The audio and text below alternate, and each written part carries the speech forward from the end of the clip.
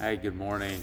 I thought I'd give a short, well, let's hope short, recap on the competition we just did. I had a bunch of members and online clients travel to Davenport, Iowa to compete in person, and it's always fun to see the fruits of your labor and your training. And so I wanted to give them a shout out as well. So there's 14, including me, that went, many first timers, and a few with their second, and those that did compete for a second time. First time was here at my gym, so it's a little bit different. Obviously, if you're traveling on the road, sleeping in other locations, eating, things like that. So sleeping in your own bed, eating your own food is totally different than competing at a different site, neutral site, whatever you want to call it. And so lots of learning experiences.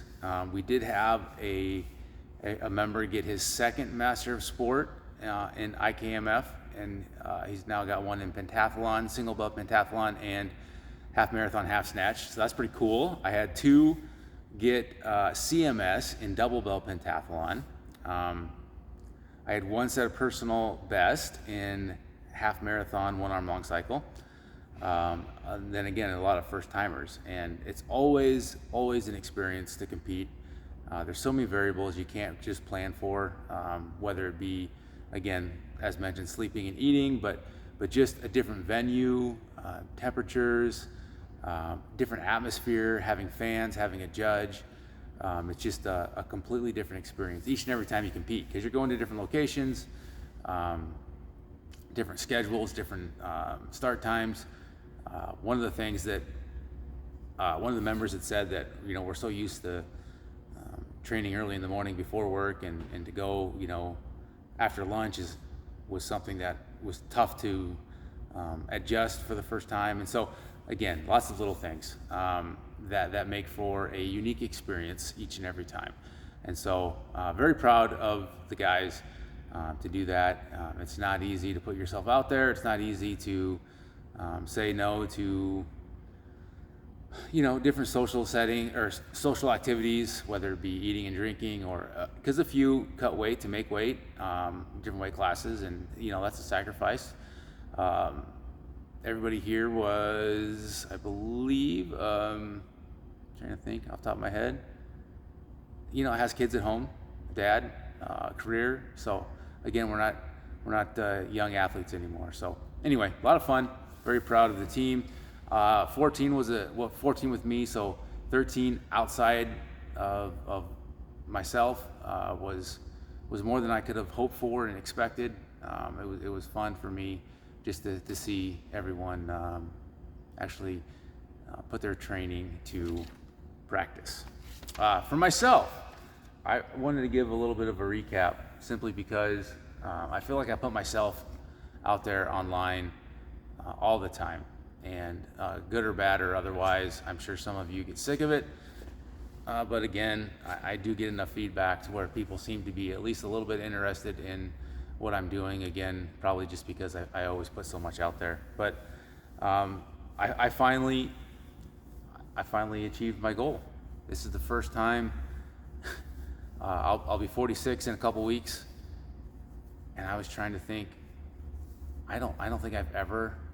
Starting in high school, I wrestled in college. I don't think I ever have hit my potential or goal in a performance until last Saturday. And as silly as that sounds, it was very, it was pretty emotional for me. If you go all the way back to, starting as a young athlete, my dad was my coach in wrestling and football in high school. We were not a very competitive football team. I did have a nice high school career as far as wins and losses, but I could never put it together at the state tournament when it mattered. The only time it mattered, I had always seemed to come up short. In college, same thing. I had a nice college career, nothing to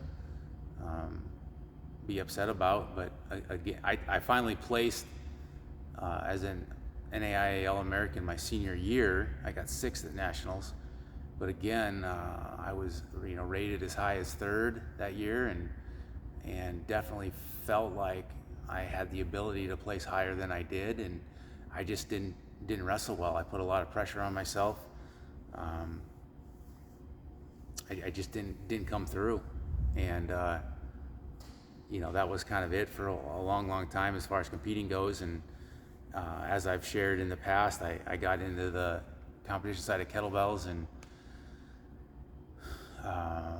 6 years ago next month, and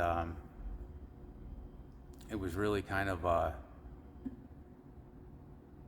didn't know what to expect. And then I started competing, and I started training well, and was putting up good numbers in training. And once again, as I found out when I got to the platforms, I couldn't perform.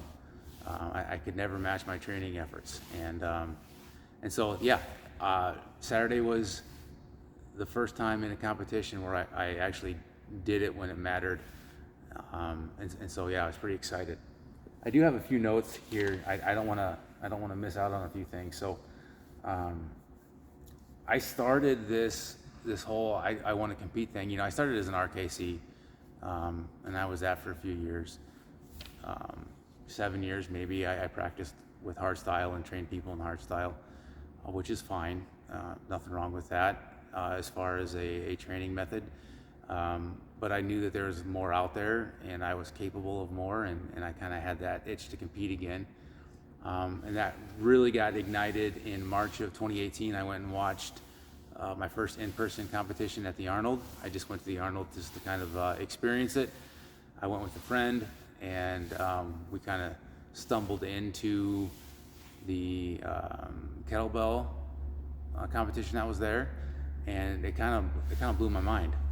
It was super exciting for me just to see something that I enjoyed using as a training tool to be used as a sport. And it really kind of opened my eyes to what was possible with the right kind of training. And so I did learn shortly after that there was a marathon side of things. At the time, I was very confident in snatching, hardstyle snatching, but that was what I enjoyed doing. But I knew that I was not going to be able to do a 10-minute set with one switch anytime soon, and I needed to, get better faster, be competitive faster, just for my own desires and ego. And I learned about kettlebell marathon, and I had already been snatching a 24 for a half an hour, so I thought that that would be an easier transition for me. And then I learned shortly after that I needed to use a 32, and so that was going to be a much bigger hill to climb. Obviously, 24 to 32. Now, of course, you can use a 24 in competitions, but I wanted to try to rank, and that was the whole point to being competitive, or to competing, was to be competitive at higher levels. And so in May of 2018, I believe, I started competing for that. I had just turned 40, and that was the beginning of my kettlebell sport career, was marathon. And I was able to compete in Spain in 2018, November 2018. I did rank Master of Sport that first time, but fell far short of what I was capable of. This was my first time competing, overseas, and just all kinds of things I had to learn. And I had, unfortunately learned them the hard way. We came back, and I had been in conversation prior to the event with my current coach, Michael's son, and he had just been giving me some pointers and ideas, but I largely did that training on my own. Because I thought I was smart enough, and I realized that I was not, and I needed much more help than what I was. I was much further away than what I realized, and that competition gave me enough success to where I enjoyed it and wanted more of that feeling, but also knew that I needed a lot of help. So we came back, and I reached out to Michael, and I said, all right, I'm ready to do this for real this time. no more coming up short like that. So he got me ready for the Arnold. So that was November of 18.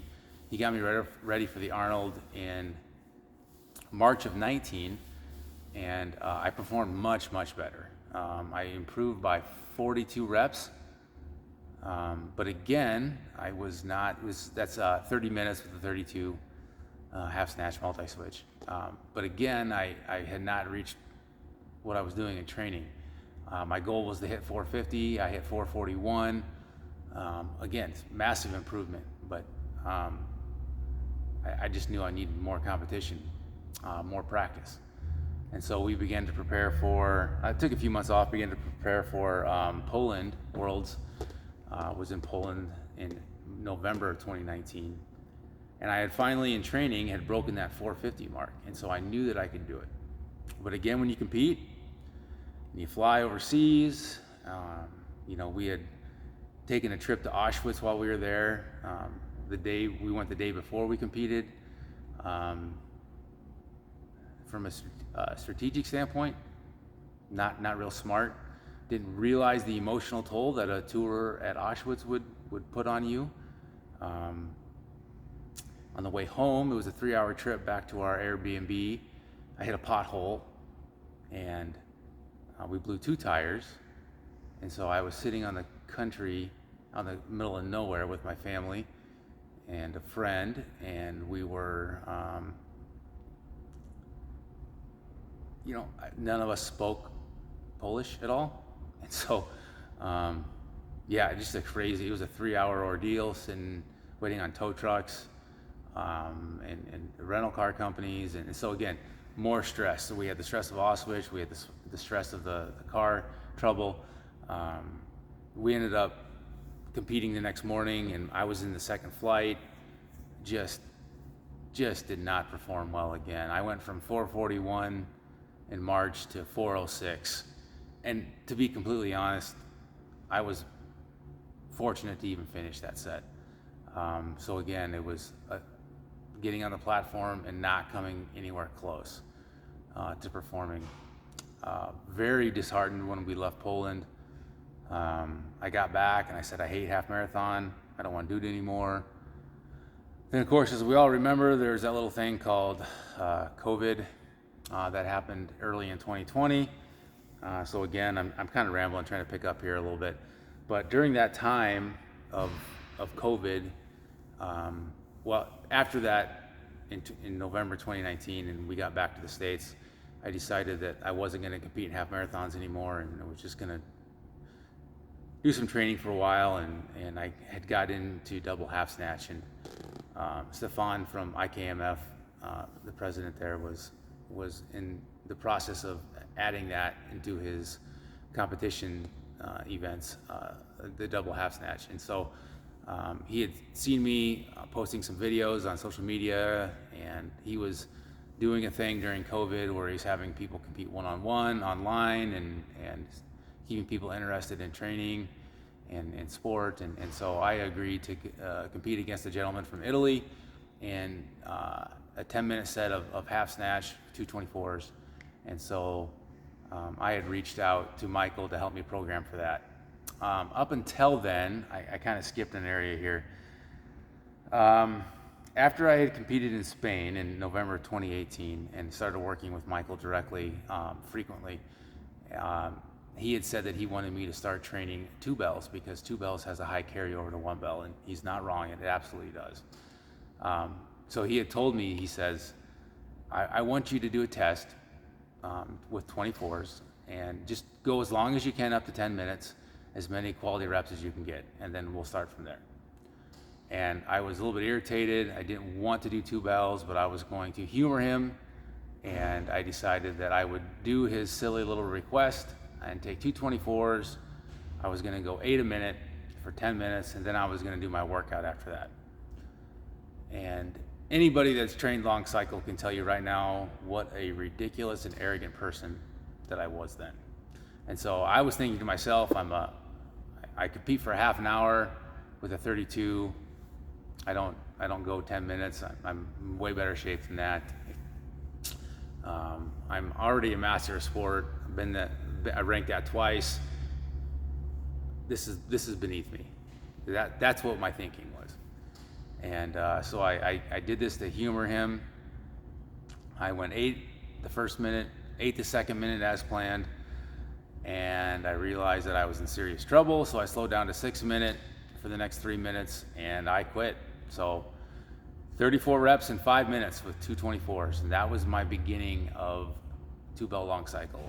And so I sent Michael a message. He is in Israel, so I sent him a message. I'm like, don't ever do that again. If you ever program me 2 bells like that again, I'm not going to do them. I'm a single bell athlete, and that was a waste of my time. Obviously, my ego was crushed, and I was, not taking any responsibility for my lack of preparation. But anyway, now we go back to early 2020, and I had committed to this program. So I decided that now was the time to actually take my 2-bell training serious. I had something to train for, and I was better at 2-bell half snatch than I was Longcycle. It was a movement that I could do versus the clean and the jerk. I really at the time really struggled with the jerk positioning. I had my only real training I had in jerk was Joe Daniels from Swing This Kettlebell. Joe's a great guy. I had one training session with him in my kitchen with a couple of 20 cast iron bells, and he tried talking me through how to do jerks, and that was my only experience with jerks. And so you can about imagine why that Longcycle set went as poorly as it did. And so the half snatch was a better movement for me.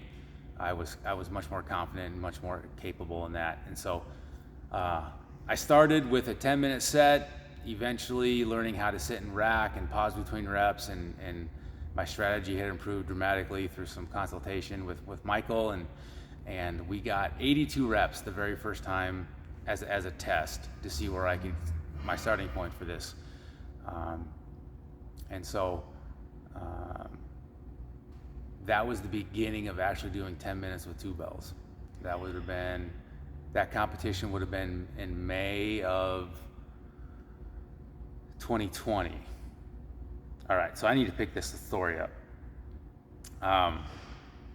Fast forward, I've been doing, during COVID, I did a handful of online competitions.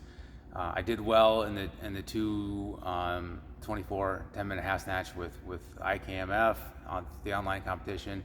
I entered another one with 228s, a 10-minute half snatch. I did well. I hit 89 reps, double bell half snatch, 28s. In the meantime, I was still getting better at Longcycle. My rack was improving, my jerks were improving. I was really enjoying my training during this downtime without having live competitions, only online competitions. Competitions are great, whether they're online or in person, but an online competition, again, I'm sleeping in my bed, I'm eating my meals, I'm not traveling, I'm using my bells. I don't have a weigh-in where I have to, or a flight time where I have to start at a given time. I can kind of, mosey around. And so online competitions are great, they're a great experience, but it's not the same as in person. And once we could start doing in person again, the training changes, the expectations change. And in April of 22, so 2 years ago, I had finally hit what I needed to hit for Master of Sport in 2-bell Longcycle with 32s. It took me 10 minutes to hit 61 reps. It felt like it was a lifetime achievement award for me. And so I was super excited. I was ready to do this in a competition. Shortly after that set, I would say within a few weeks, I had my arm situation develop. And I developed some serious swelling in my forearm. I didn't know where it came from. I went to the doctor. It was very painful, very hard, very red, and it was just diagnosed as cellulitis. And so I got on antibiotics. Antibiotics were great, took the pain away, swelling reduced. I was back in training a week later. But the swelling never completely went away. There was always a small lump there, but again, there was no pain. It didn't bother me, so I was training. Not long after that, I had another infection. And this time obviously is going through it once already. Not as traumatic of like, oh no, what is this, what's going on? Got back on antibiotics again, antibiotics took care of it, but this time the swelling stayed completely, like it didn't reduce. The pain was gone, the redness was gone, but the swelling was significant. Went back to the doctor and he's like, well, if it doesn't cause you pain, I wouldn't worry too much about it. And so that was kind of what we were doing. The only thing that I noticed with that was that, and I didn't know if it was unrelated, I was making excuses for myself.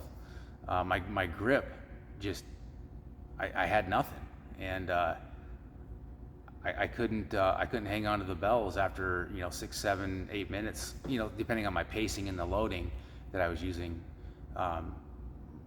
It's almost like the grip just stopped working. Like it was hard to explain, and so I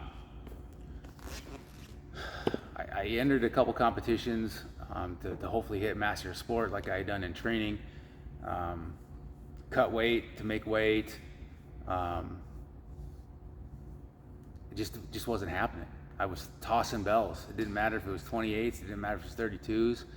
Any 2 bell sets, I get 8+ minutes into it, somewhere around that 50 rep mark, and my left arm just quit. Very frustrating. And so I just kind of made peace with myself that it's not going to happen. I'm just going to be a single bell athlete, and single bell wasn't that big a deal, or as big a deal, because I could switch hands. When my grip would still wear out, but my right was strong and efficient, and so I would just switch. And I was just doing more training with my right arm than my left arm. So with the IKMF, we had decided moving into 2023 now. I had 2 infections with my arm, but whatever, I decided that I was going to really focus on single bell pentathlon. It's a fun event. It's an exhausting event. It works 5 different movements. I was getting very good at it. I was breaking 2,400 points in training. Super excited. I was hosting the North American Championships. It was the first event, not only that I had hosted, but it was the first one on U.S. soil that you could rank at through IKMF, because it was an international competition. And again, with it being at my gym, I was under a significant amount of stress to make this the best event possible. I had lots of my members that were involved competing. I had Team USA members that were here. I had people from all over the U.S. fly in and train to compete at this, and I was super excited. Training was going well. Stresses were high, but training was going well. And then July of 23, I had my 3rd infection, and my arm just blew up. The pain was as bad as it's ever been. The swelling was worse. It was moving all the way up into my elbow. So this time we knew that we couldn't keep doing this. We're only a month out from the competition. I really, 2,400 plus points was going to be a world-class ranking. I really wanted it for myself, for Coach Michael.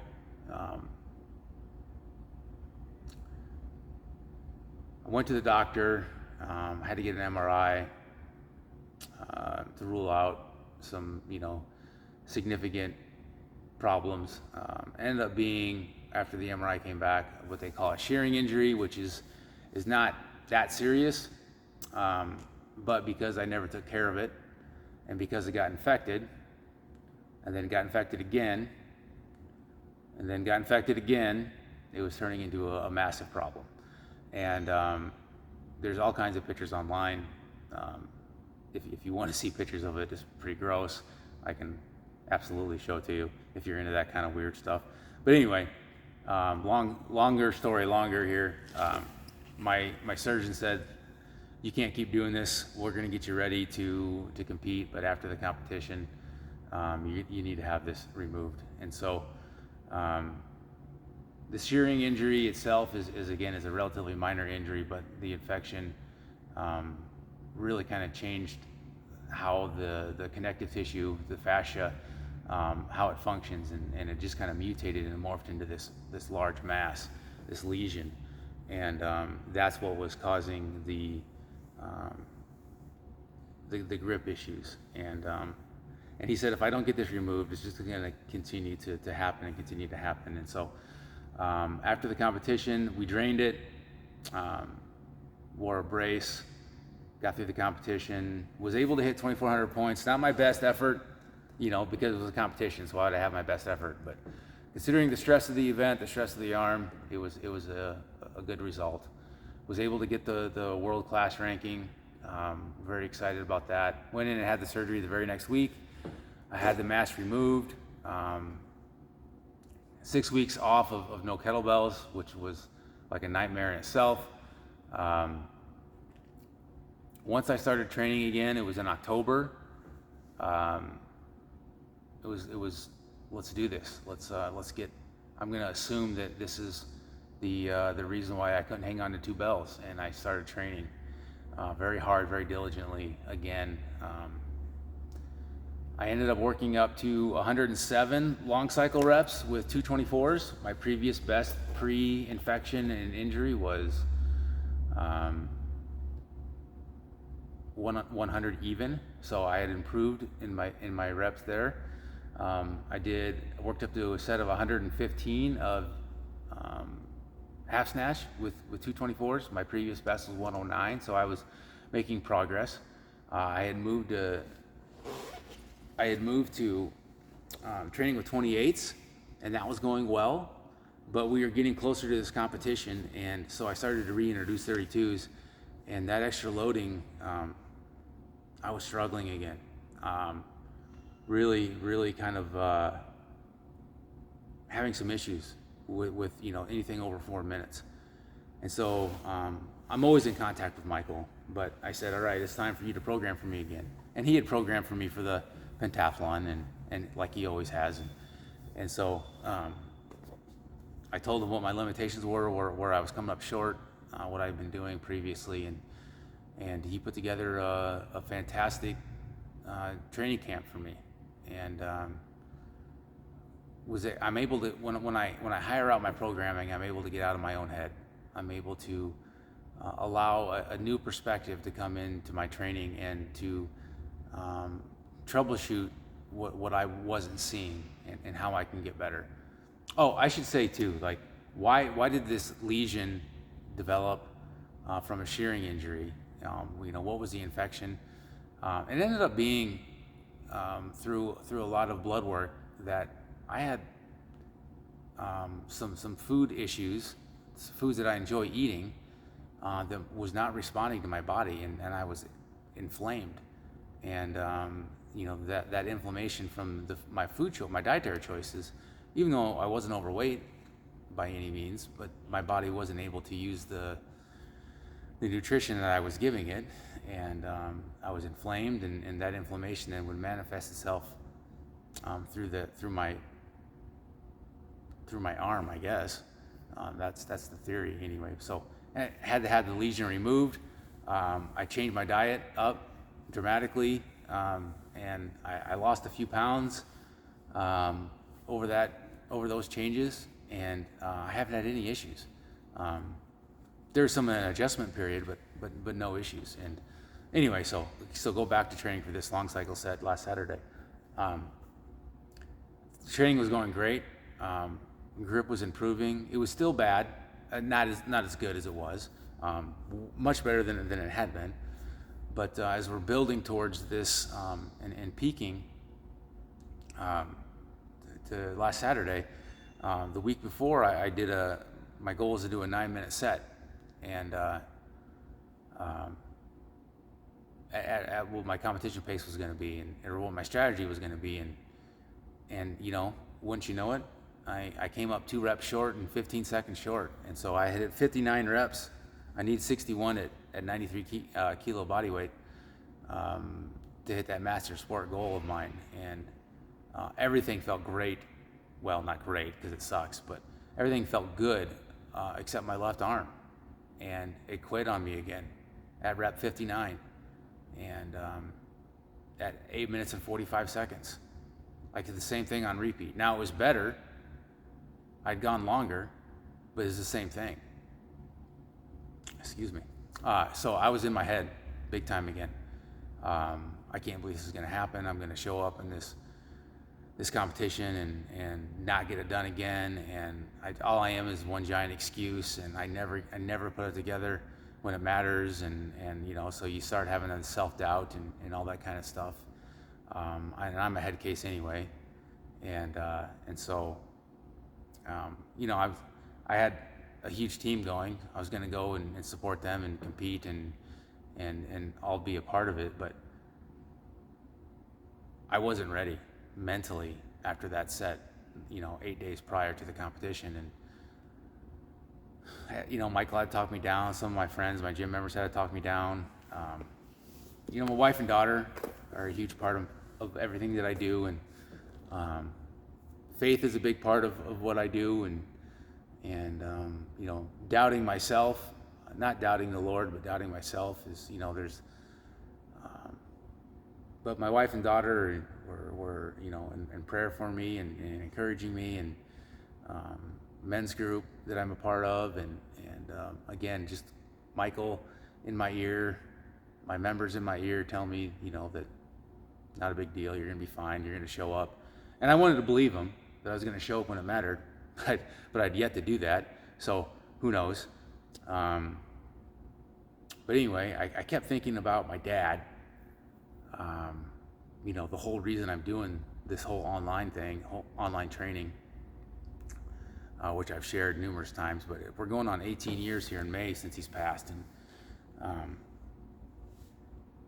my dad always told me I was better than I was, and then I performed. And again, you don't believe that stuff when you don't actually put it together. And so but all I could hear was him just in my head. There was one of my first major college wrestling tournament. He was my high school coach, as I had mentioned, and so he didn't get to watch me wrestle very often because high school season and college season are at the same time, and the college season starts earlier, so he was able to be at this tournament. And one of my first opponents in college was from a junior college. We were at this huge open tournament, and I had mistakenly assumed that because I was wrestling a junior college athlete that I was going to have an easy match. And I wrestled a guy by the name of Travis View. Travis, I hope I'm pronouncing your last name correctly. I know it's pronounced differently than it's spelled, but that's been quite a few years ago now. So I follow Travis on Instagram, so we do communicate a little bit. So anyway, I had assumed that because Travis was at a junior college and I was at a 4-year school that I was like, what kind of logic? We've already established that my logic is a little bit suspect at best. You'd think that time would have taught me a few things, but anyway, Travis put the biggest ass whooping of my life on me that day, and tossed me into bleachers, into the scorer's table, and just really showed me what physicality was about on a wrestling match. And it was a very, very humbling experience. And I was dragging my rear end back to the bleachers where my dad was. And, honestly, I was a little bit just grateful that the match was over and I was able to that I had survived it, and because it was a legit ass whooping. And I sat down, and the first thing my dad said to me was, "Are you gonna wrestle today, or just get your ass kicked?" And that stuck with me, obviously. And so that's what I'm thinking about. Levi, are you gonna show up today and get this done on the platform, or you're gonna get your ass kicked again? And finally was able to do it. Was able to hit 64 reps, needed 61, made the weight, obviously, got it done. For my dad, Coach Michael, for myself. Big relief. And it's just Master of Sport. There's a whole nother ranking ahead of me, above me. It doesn't mean anything. I'm fully aware that this is relatively minor. There's people that are much lighter than me doing more reps than me. This is not to brag upon myself, but what a 6-year ride this has been. And to finally, at no point in time in my life did I ever think that this was going to actually happen now. This was the hardest thing I've ever done physically, to train for this. The training has been absolutely brutal. I really enjoyed the single bell. I really enjoy, having the ranking of world class with the pentathlon. This was far harder, much more difficult in practice and in performance. We're not supposed to be proud in the scriptures. God tells us that. But I'm very, worldly speaking, I'm very proud of myself for not quitting, for finding another gear when I needed it. I will be able to, if I never compete again, definitely have peace with this. So that was a really long story. I appreciate your time.